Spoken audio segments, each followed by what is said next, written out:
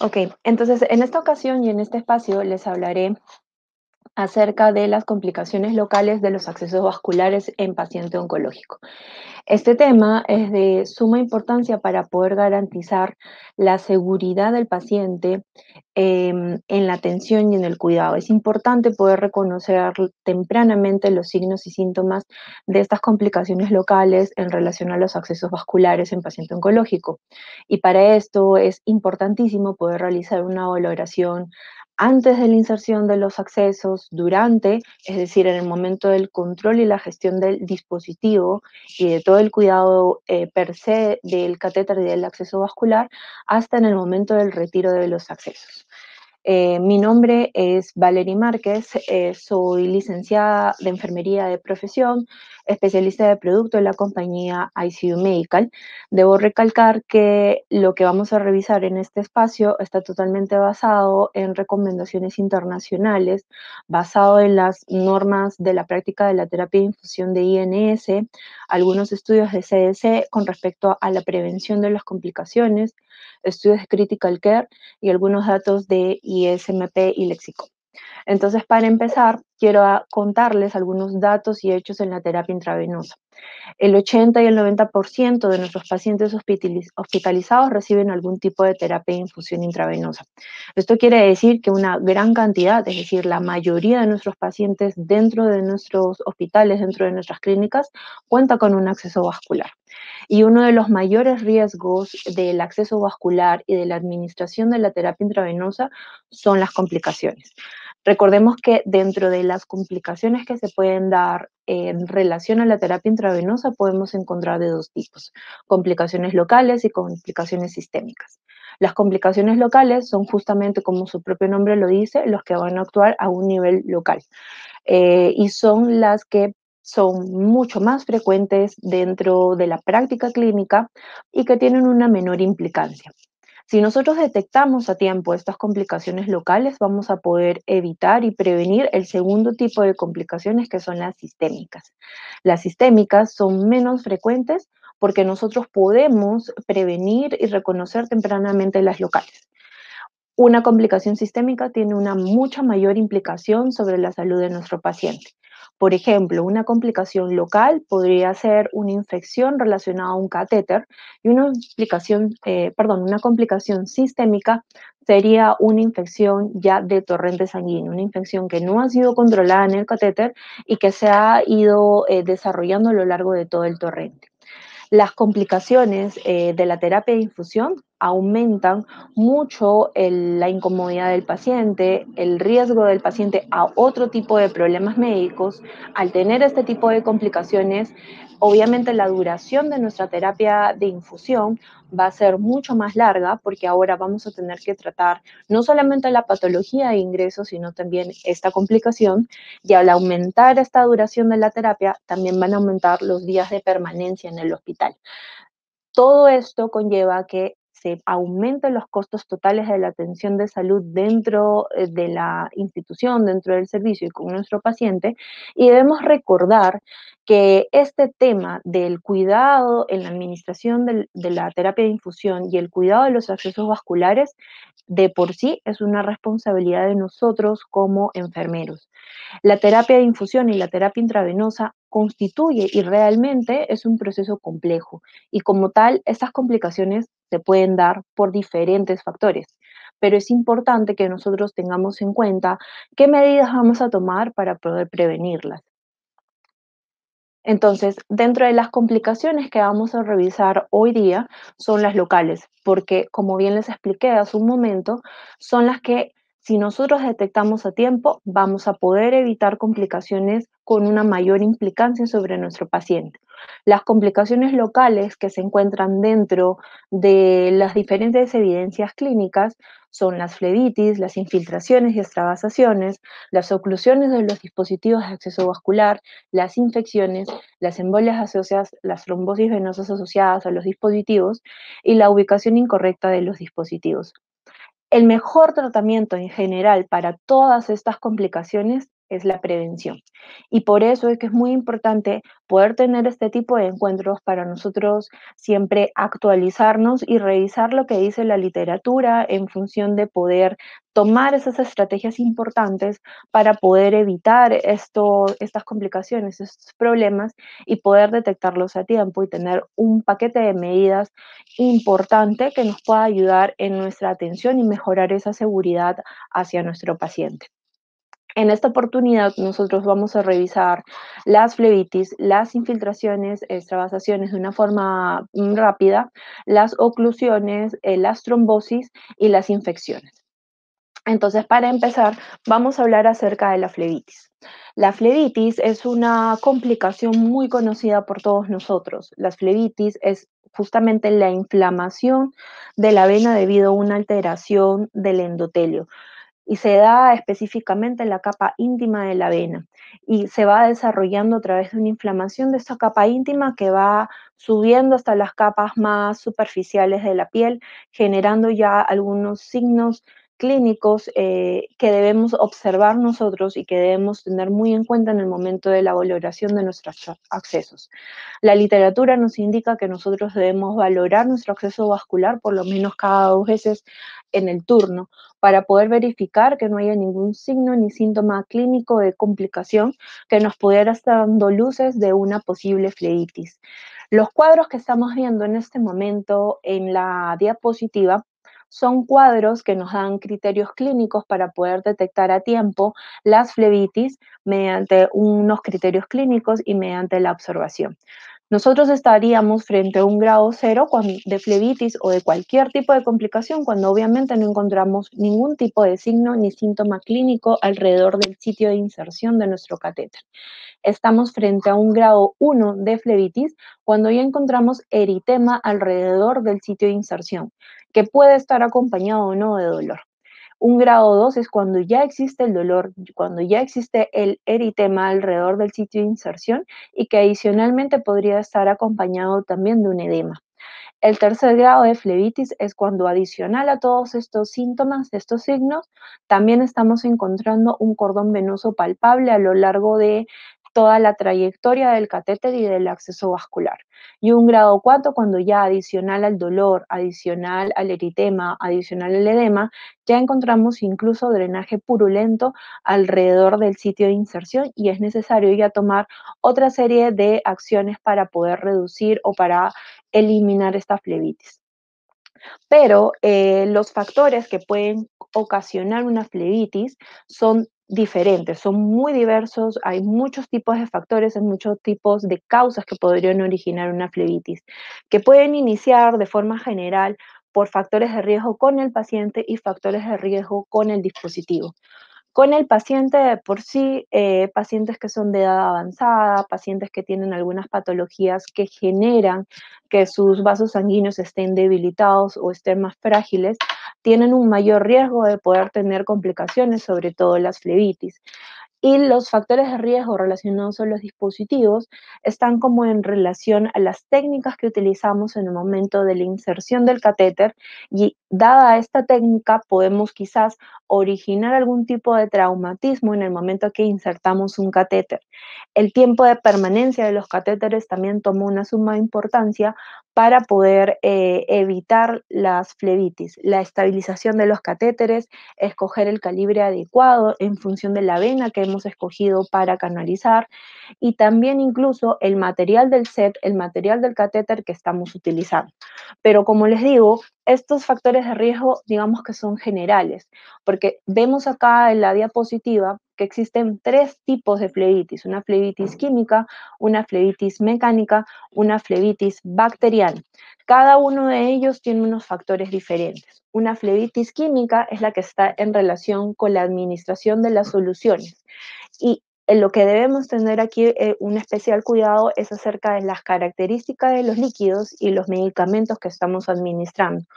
Un concepto bastante importante con la flebitis química es que la tonicidad del medicamento es la que va a estar en relación a la producción de la flebitis. a mayor tonicidad de un medicamento, mayor será la irritación venosa y mayor será el riesgo de producir no solamente una flebitis química, sino también de poder producir una infiltración. Entonces, el conocimiento de la osmolaridad y del pH de las soluciones es muy importante para poder reducir este tipo de flebitis química, pero como les digo, también nos va a poder ayudar a reducir el riesgo de las infiltraciones. Las soluciones que tienen más de 500 miliosmoles ya son reconocidas por la literatura como soluciones con riesgo de mayor incidencia de flebitis. Soluciones que tienen entre 350 y 500 miliosmoles son consideradas como de riesgo medio flebítico, pero ya cuando superan esos 500 miliosmoles, como les repito, ya estamos hablando de soluciones con un alto riesgo flebítico. Es por este motivo que nosotros debemos tener en cuenta mucho qué característica tiene nuestra solución, cómo es su osmolaridad, para saber, uno, que estamos frente a una solución que pueda ser irritante sobre el acceso venoso, que necesitamos saber qué velocidad va a necesitar para administrarse y de qué forma lo voy a preparar y cómo lo voy a administrar. El pH también es sumamente importante. Soluciones que son ácidas o que son básicas también generan la irritación de las capas íntimas de la vena. Soluciones ácidas con pH menores de 4,1 especialmente producen problemas. Soluciones básicas que están por encima de pH 9 también dañan de por sí la capa íntima de la vena. Como les repito, este conocimiento es sumamente importante y primordial para la prevención de este tipo de complicación de flebitis química, pero también de las infiltraciones. Medicamentos que son de por sí reconocidos como irritantes y vesicantes, dentro de los antibióticos uno de los más comunes, por ejemplo, es la vancomicina, que tiene un pH entre 2,4 y 4,5, que es un pH bastante ácido y que de por sí ya puede tener riesgo de dañar la íntima de la vena. La mayoría de electrolitos, como por ejemplo el bicarbonato de sodio, el gluconato de calcio, el cloruro cálcico, también producen este tipo de problemas. La mayoría de los medios de contraste también lo puede producir y la mayoría de los medicamentos antineoplásicos, los medicamentos oncológicos, son de este tipo, tienen esta propiedad, digamos, negativa de poder generar algún tipo de irritación sobre la vena. Entonces, como la prevención es el mejor tratamiento para las complicaciones, en este caso para la flebitis química y para la infiltración, este conocimiento es de suma importancia en un primer momento. En un segundo momento también es importante tener el conocimiento y la experticia de saber en qué cantidad y con qué vehículo diluyente diluir justamente este tipo de medicamentos para poder tener la mejor concentración de estos medicamentos. Administrarlos también en las velocidades correctas, no tan rápido, en unas velocidades un poco más lentas, tener un poco también adicional de cuidado en la preparación de estos medicamentos, porque ya de por sí pueden generar una irritación. Entonces, en este tipo de medicamentos, en algunos específicos, hay que utilizar filtros para la preparación de los mismos y evitar que haya algún tipo de traspaso o traslado de partículas madre en el momento de la preparación de estos medicamentos, que muchas veces vienen viales o que vienen en botellas pequeñas. Tener este conocimiento nos puede ayudar a poder prevenir este tipo de complicación. Adicionalmente, que es muy importante poder seleccionar las rutas correctas intravenosas y los sitios anatómicos adecuados para poder prevenir estas complicaciones. Y hablando de estos sitios anatómicos adecuados, tenemos que hablar de la flebitis mecánica. La flebitis mecánica está más en relación justamente al sitio anatómico y a los dispositivos que estamos utilizando. Cuando nosotros tenemos una flebitis mecánica, es una flebitis que ha sido producida, uno, por una inserción incorrecta de sitio anatómico de nuestro acceso vascular, o cuando ha sido utilizado un catéter de un calibre demasiado grande que no va en relación con la vena que hemos escogido. También puede estar en relación con una fijación inadecuada de nuestro catéter y que podría estar generando algún tipo de problema. ¿Cómo nos vamos a dar cuenta que estamos frente a una flebitis mecánica?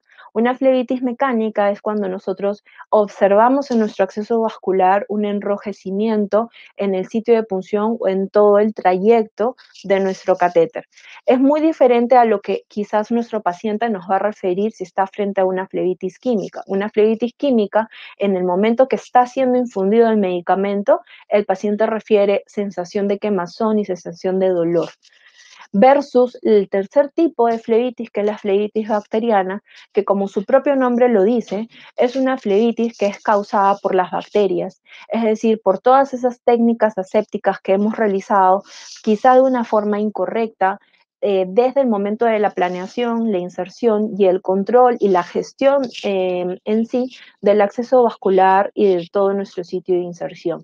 Para poder prevenir una flebitis bacteriana, pues obviamente lo que debemos hacer es mejorar nuestras técnicas asépticas, utilizar mejor las precauciones universales estándar, poder utilizar sistemas cerrados a lo largo de toda la terapia de infusión que nos ayuden a poder controlar esas piezas clave y sitios clave de contaminación o de riesgo de contaminación para poder sellar todo nuestro sistema y no permitir el ingreso de microorganismos hacia el torrente sanguíneo de nuestro paciente. Cuando estamos frente a una flebitis bacteriana, tenemos signos como dolor, enrojecimiento o inclusive un posible cordón palpable, porque incluso una flebitis bacteriana rápidamente nos podría conllevar a una infección. ¿Cómo vamos a prevenir, digamos, todas estas tipos de flebitis? ¿Cómo vamos a prevenir incluso un poco que conversamos de la infiltración? A través de estrategias. CDC lanza una estrategia especial para la prevención de las complicaciones y de las flebitis. Y INS también habla acerca de este tema y en España el Ministerio de Sanidad lanzó un proyecto llamado y muy conocido, la verdad, Proyecto Flebiticero, que toma 5 estrategias importantes para poder prevenir. Pero en general, y antes de hablar de esas estrategias, porque se van a repetir realmente en diferentes complicaciones, lo que la mayoría de literatura indica o recomienda es poder tener un equipo especializado en el cuidado de los accesos vasculares y de los catéteres.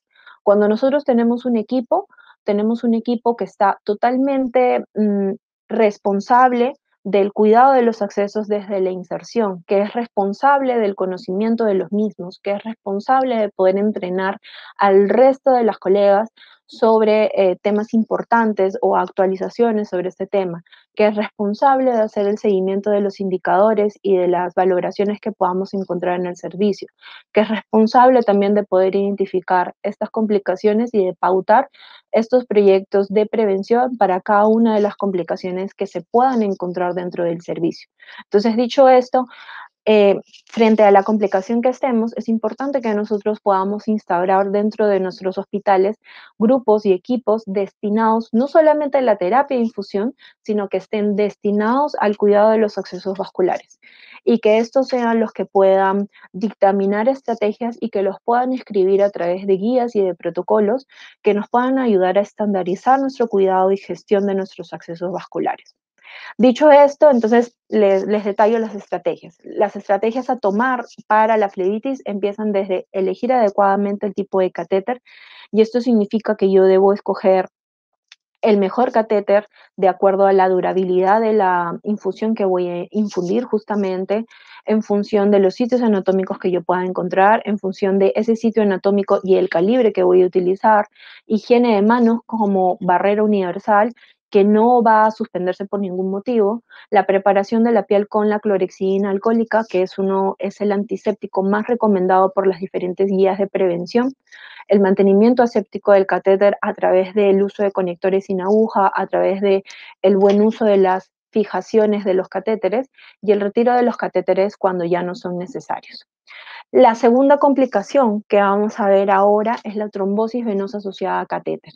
Y cuando estamos hablando de una trombosis asociada al catéter, estamos hablando de cuando ya empezamos a tener una circulación comprometida en nuestro paciente y que incluso empiezan a generarse justamente trombos alrededor del vaso sanguíneo que me pueden generar adicionalmente a este trombo una oclusión y una obstrucción en el acceso y en el catéter.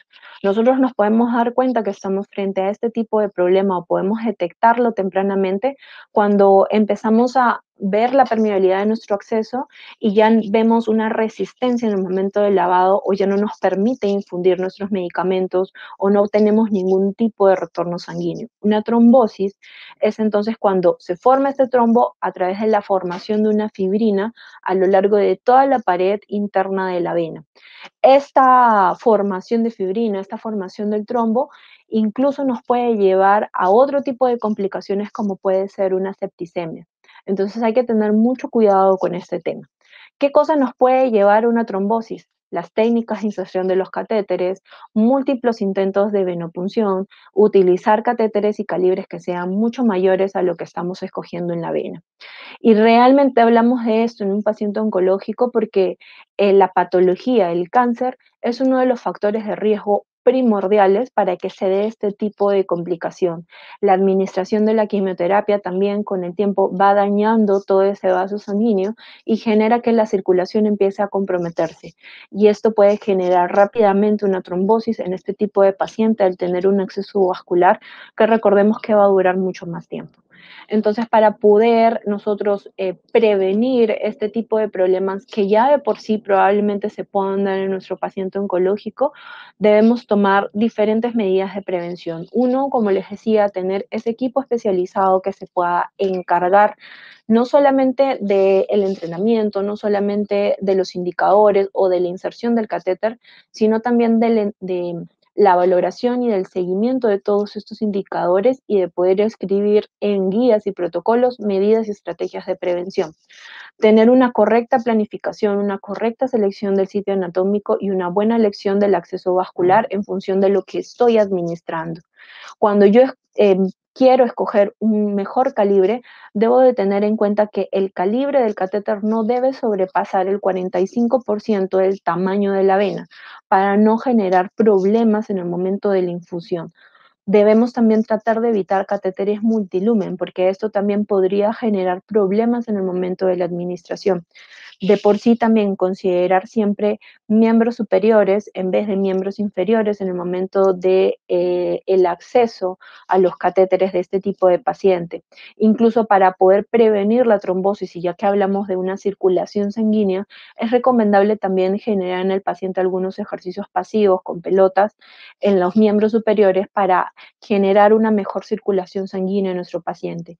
En algunos casos, si está clínicamente indicado, si está médicamente indicado, se puede también administrar anticoagulación profiláctica y se debe monitorear los signos y síntomas de dolor, eritema. Cuando vemos que ya no podemos seguir infundiendo los medicamentos, debemos estar muy atentos porque podríamos estar frente a este tipo de complicación. La tercera complicación que vamos a revisar brevemente es la infección asociada a catéter. Y cuando hablamos de infecciones, pues nosotros ya sabemos que es una infección, la presencia de las bacterias, que nos puede generar una serie de complicaciones adicionales. Debemos recordar aquí que esta cadena infecciosa de por sí puede pasar. Nosotros ya tenemos un huésped bastante susceptible, nuestro paciente oncológico tiene una inmunidad bastante reducida, tiene puertas de entrada alrededor de los sitios de inyección, a través de alguna herida, si es que tiene alguna herida, a través de los puertos de los accesos vasculares y tenemos microorganismos dentro del ambiente hospitalario. Es una realidad. Entonces, lo que debemos nosotros para evitar estas infecciones es tratar de controlar esas puertas de entrada, esos sitios clave y esas piezas clave. Y para esto también existen diferentes estrategias basados en la norma INS, basados en las estrategias de CDC y basados también en un proyecto muy conocido a nivel mundial llamado Bacteremia Cero. Estos proyectos lo que buscan es poder tener estrategias que nos ayuden a reducir el riesgo de las infecciones mediante ahora una técnica em, publicada este año en la norma INS llamada técnica séptica sin contacto, en la cual vamos a tener diferentes conjunto de acciones preventivas con el uso de precauciones estándar para proteger esas partes clave, es decir, todas las partes de los equipos que podrían contaminarse, ya sea los finales de las líneas de infusión, ya sea los punzones de las líneas de infusión, ya sea las extensiones, ya sea el puerto que va a ir conectado y los sitios clave del paciente, como les decía, heridas y cada uno de los puertos de los accesos vasculares, a través de precauciones estándar y a través de una gestión de dispositivos médicos que nos ayuden a poder reducir esto, como por ejemplo el uso de buenos dispositivos de seguridad de fijación que tengan incluso antiséptico y el uso de conectores libres de aguja que me ayuden a controlar cada uno de mis puertos por los cuales yo estoy administrando mis medicamentos. Dicho esto, con todas estas medidas, yo incluso puedo modificar la forma en cómo retiro, el tiempo en cómo retiro mis accesos vasculares, de cambiarlo a ese cambio de rutina, a cambiar los accesos solamente cuando están clínicamente indicados o de acuerdo al hallazgo de una evaluación del sitio de inserción y al encontrar un signo y síntoma clínico de complicación, ya sea de una flebitis, ya sea de una infección, ya sea de una trombosis. Cuando hablo de todos estos signos, pues si yo veo algún cambio de color, eritema, palidez, si yo veo algún cambio de temperatura, si yo veo induración o si yo encuentro incluso un drenaje purulento, pues en este caso yo ya tendría que cambiar clínicamente mi catéter y retirarlo.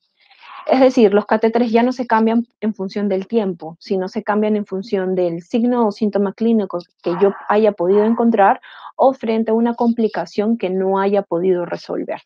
Y sobre eso también hay bastantes estudios. Incluso este estudio de la revista Cochrane o de la revisión Cochrane es una revisión sistemática de 9 ensayos con pacientes, más de 7.000 participantes pacientes que participaron justamente en este estudio y que se halló que no solamente tenían beneficios, sino que también había una reducción de costos. $5 menos por paciente al cambiar los catéteres de forma clínica y ya no de forma rutinaria en función del tiempo. Pero siempre y cuando nosotros realicemos evaluaciones periódicas y valoraciones adecuadas en nuestros accesos vasculares. Entonces, y para concluir y para terminar, ¿qué podemos hacer para prevenir las complicaciones de la terapia intravenosa?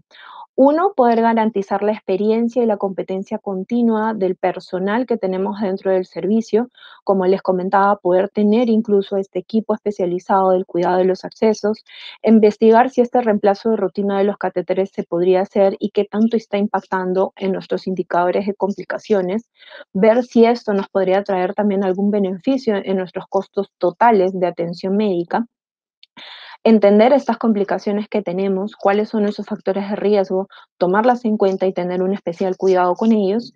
Recordar que nosotras las enfermeras, mantenemos un papel sumamente importante en este proceso complejo de la terapia intravenosa y sobre todo en el manejo y la gestión de los accesos vasculares.